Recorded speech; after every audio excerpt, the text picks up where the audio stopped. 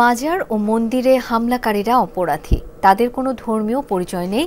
চট্টগ্রামে মন্দির পরিদর্শনে গিয়ে কথা বলেছেন ধর্ম উপদেষ্টা ডক্টর আ.ফ.ম. খালিদ হোসেন।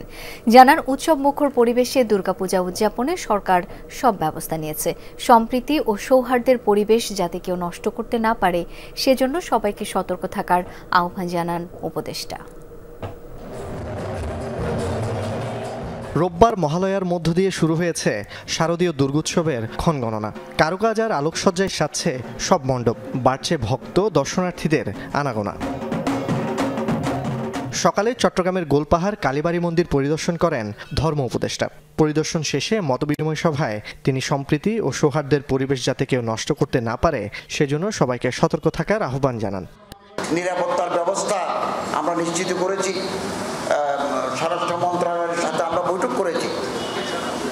কিছু বিচ্ছিন্ন ঘটনা ঘটে, এটা অনেকটা পলিটিক্যালি মোটিভেটেড, রাজনৈতিক উদ্দেশ্য প্রণোদিত হয়।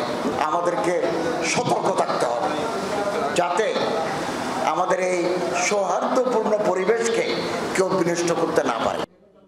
উৎসব মুখর পরিবেশে দুর্গাপূজা উদযাপনে সর্বোচ্চ নিরাপত্তা ব্যবস্থা গ্রহণের কথা জানান উপদেষ্টা। মাজার ও মন্দিরে হামলাকারীদের অপরাধী উল্লেখ করে তাদের কোনো ধর্ম পরিচয় নেই বলে মন্তব্য করেন।